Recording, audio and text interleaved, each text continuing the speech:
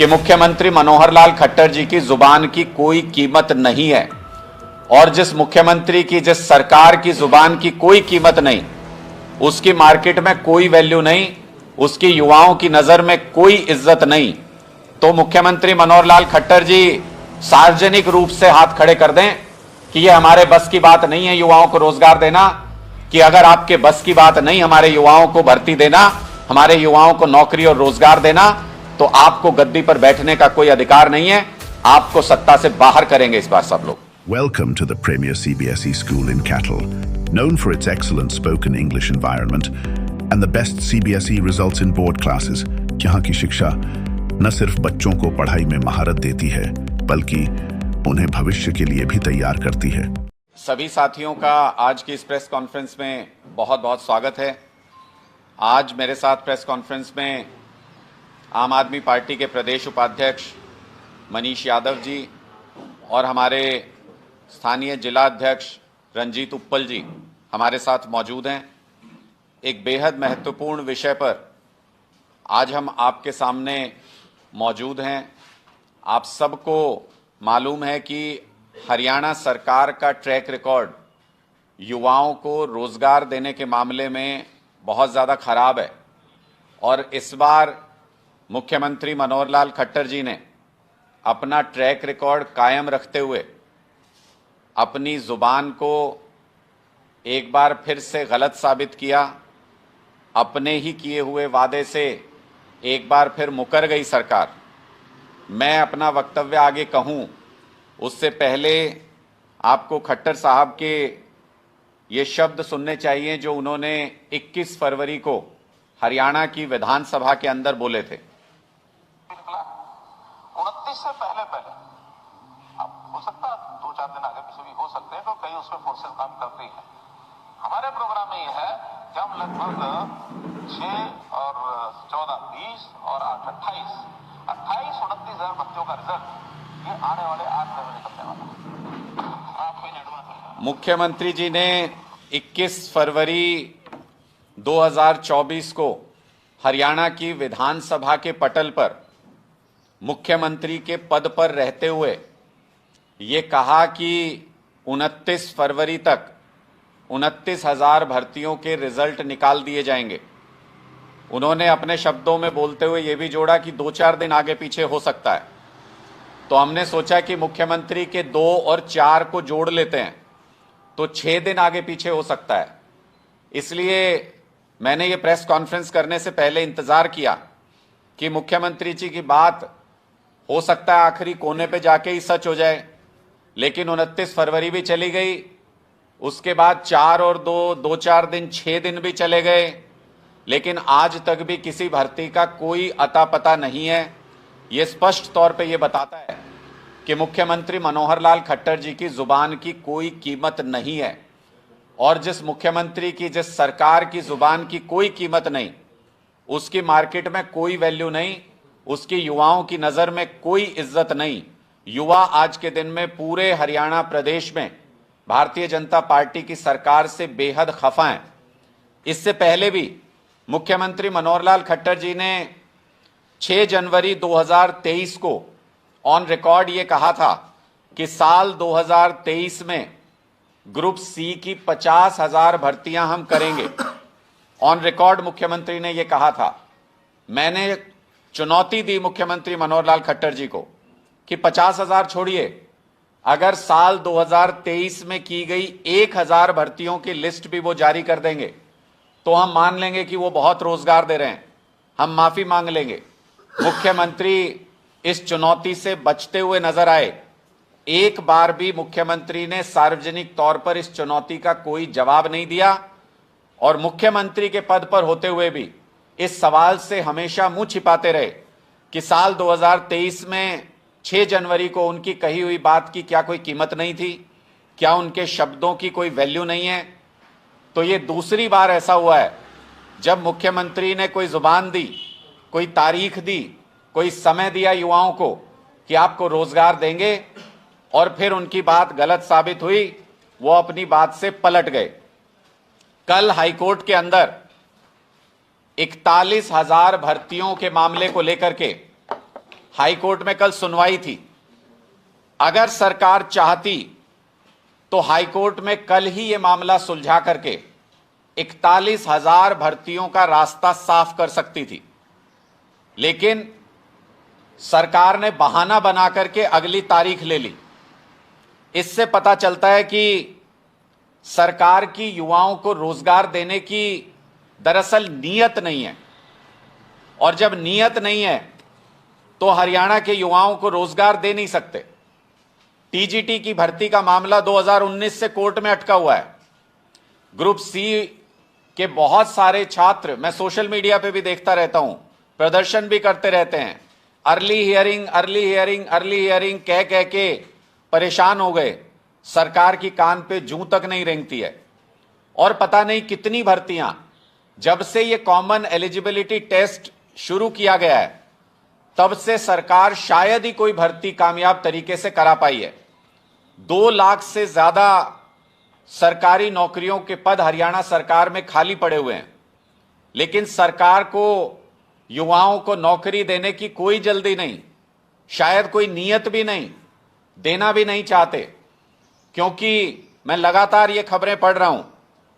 कल परसों इजराइल से एक खबर आई कि इजराइल में युद्ध में किस तरीके से एक व्यक्ति की मौत हो गई वहां पे बम गिरने से।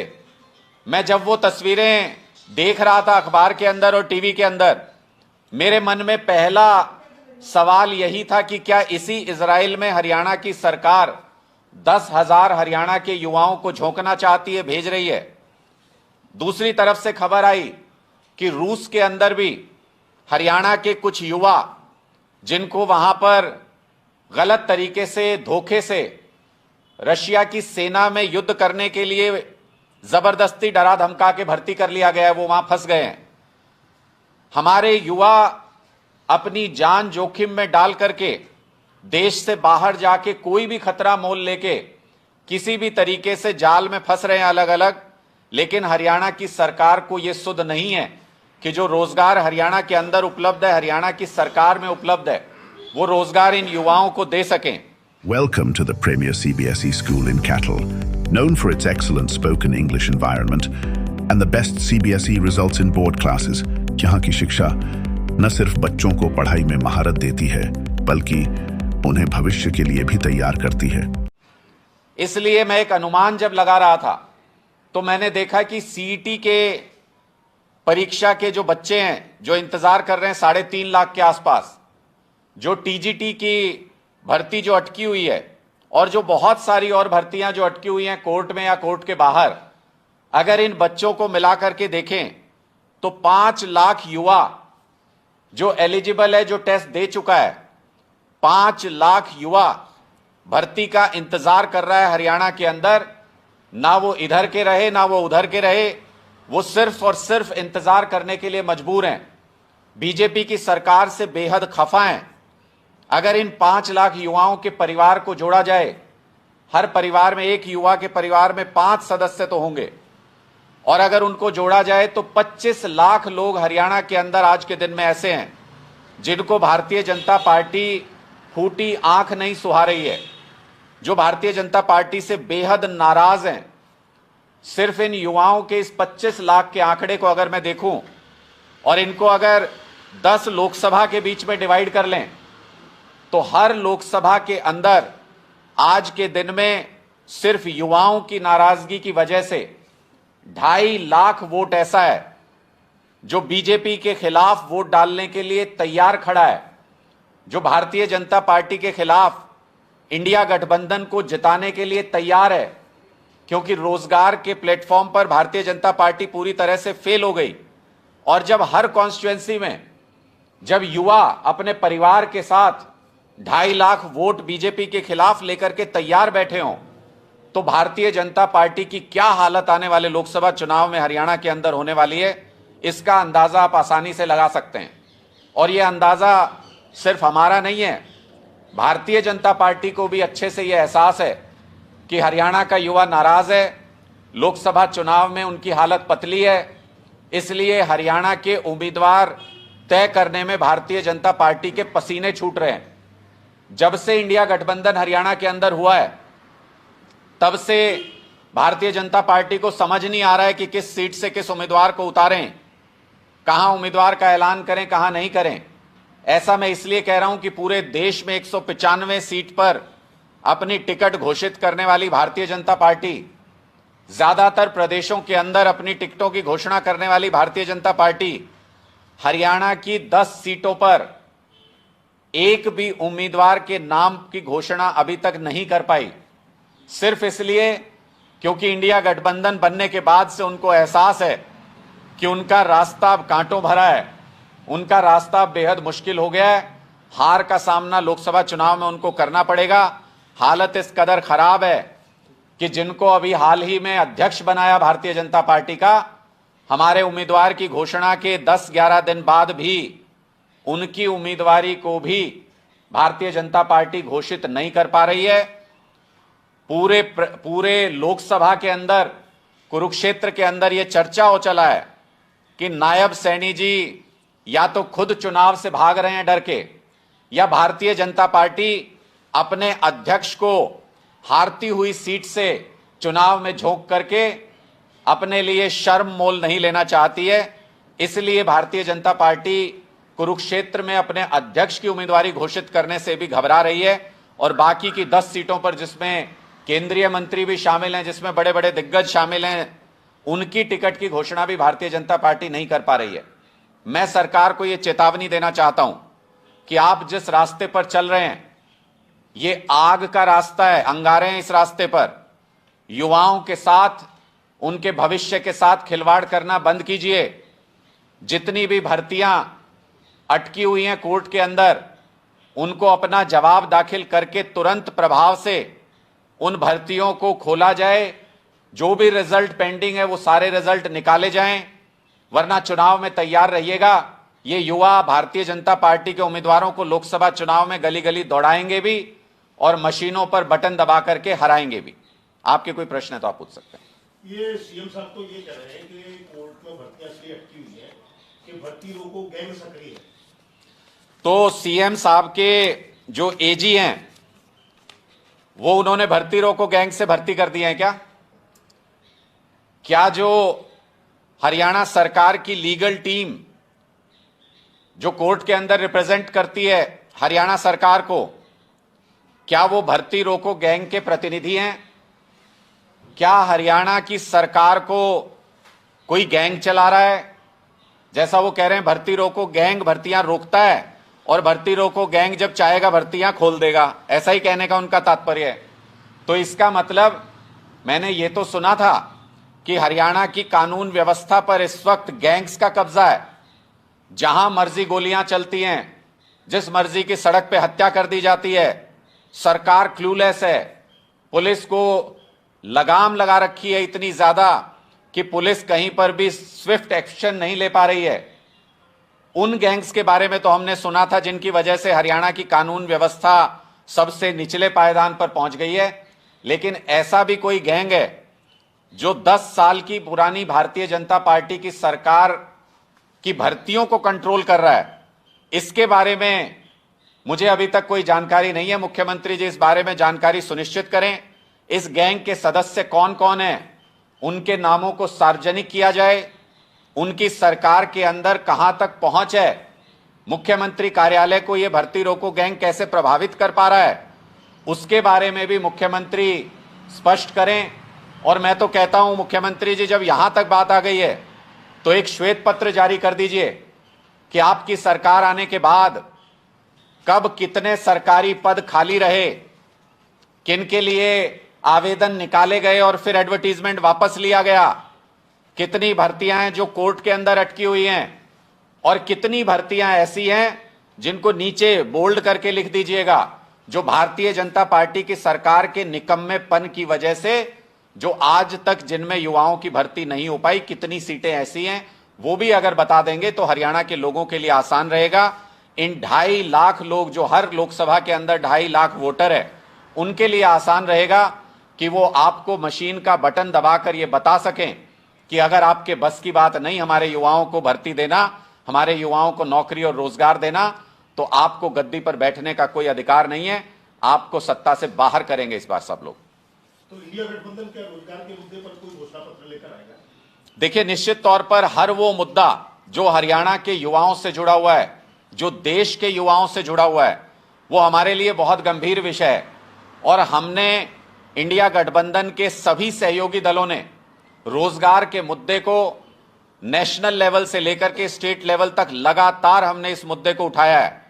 आम आदमी पार्टी ने तो बहुत स्पष्ट तौर पर कहा है कि जिस दिन मौका हमारे हाथ में हुआ, ये 2 लाख सरकारी पद हरियाणा के अंदर जरूर भरेंगे। और जो 2 करोड़ सरकारी रोजगार या नौकरियां देने की बात भी प्रधानमंत्री ने कही थी, उसके ऊपर जवाबदेही प्रधानमंत्री नरेंद्र मोदी जी की तय होनी चाहिए। उसके ऊपर इस बार मतदान होना चाहिए। युवाओं का पूरे हरियाणा के अंदर इस बार एक ही नारा है कि खट्टर हो या मोदी, इस बार वोटिंग रोजगार पे होगी। और कोई सवाल है आपके तो बता। Thank you. सरकार ये भी बार बार कहती है कि पिछले 10 साल के मुकाबले हम अब तक ज्यादा भर्तियां कर सकते हैं, जो भर्तियां कोर्ट में हुई हैं वो 1.5 गुना के आसपास हो जाएगा। और सीएम ये कहते हैं कि सबको नौकरी सरकारी नहीं दी जा सकती, लेकिन फिर भी हमने पिछली सरकारों के मुकाबले ज्यादा। मुख्यमंत्री मनोहर लाल खट्टर जी पहले तो ये बता करके सरकार में आए थे कि पिछली सरकार ने नहीं किया अच्छा, इसलिए हमको दे दीजिए वोट। और अब जब वो सत्ता में आ गए हैं तो कह रहे हैं पिछली वाली से तो 10% अच्छा किया हमने। तो अपनी ही कही हुई बात से पलट जाना मुख्यमंत्री मनोहर लाल खट्टर जी के लिए और भारतीय जनता पार्टी के नेताओं के लिए कोई नई बात नहीं है। भारतीय जनता पार्टी की आदत है चुनाव से पहले कोई झूठे वादे करना और बाद में उनको जुमला बता करके खिसक जाना। इसलिए मैं मुख्यमंत्री जी से ये पूछना चाहता हूं, मान लिया हमने कि सबको सरकारी नौकरी देना संभव नहीं है, लेकिन आपके सरकारी रिकॉर्ड में 2 लाख हरियाणा के अंदर सरकारी पद खाली हैं। हरियाणा के स्कूलों के अंदर 40,000 से ज्यादा पोस्ट खाली हैं। क्या उनके अंदर भर्ती करना भी सरकार के हाथ में नहीं है? अगर ऐसा है तो मुख्यमंत्री मनोहर लाल खट्टर जी सार्वजनिक रूप से हाथ खड़े कर दें कि ये हमारे बस की बात नहीं है युवाओं को रोजगार देना। ये जो सरकारी पद खाली हैं इनके ऊपर भर्ती करना भी हमारे बस की बात नहीं है।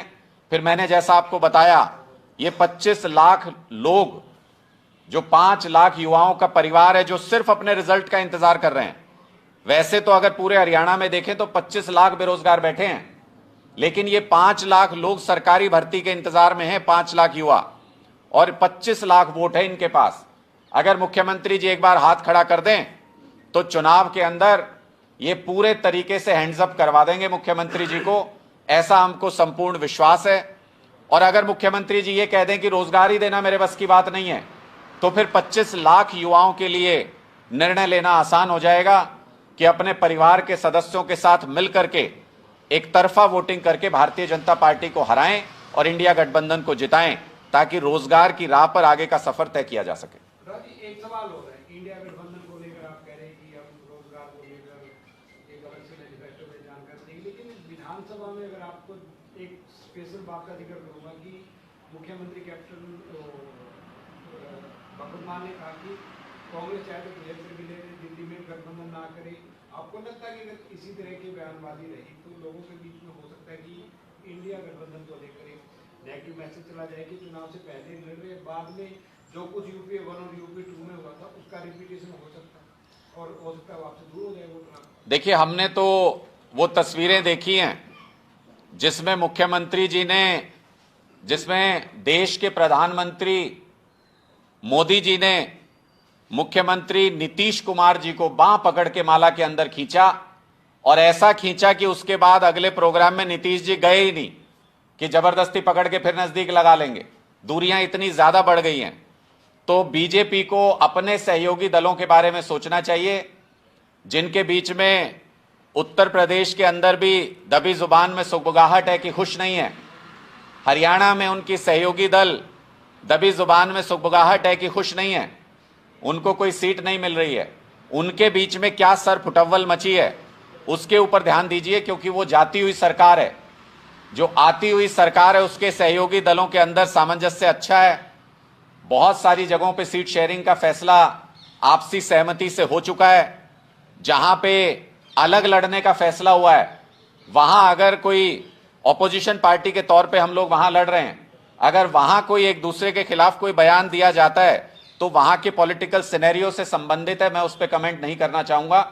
लेकिन पूरे देश में जहां जहां हमारा गठबंधन हुआ है वहां सौहार्दपूर्ण तरीके से पूरी ताकत के साथ इंडिया गठबंधन मिल के एक होकर के चुनावी रणनीति बना करके, आप कुरुक्षेत्र का उदाहरण देखिए कि किस तरह से इंडिया गठबंधन के सभी दिग्गज नेता, जो इंडिया गठबंधन के उम्मीदवार हैं डॉक्टर सुशील कुमार गुप्ता जी, उनके साथ कंधे से कंधा मिलाकर के खड़े हुए, कांग्रेस के सभी सीनियर लीडर्स उनके साथ आकर के सारी विधानसभाओं में कार्यकर्ताओं के ज्वाइंट सम्मेलन करके एक ताकत बन के इंडिया गठबंधन चुनाव लड़ रहा है।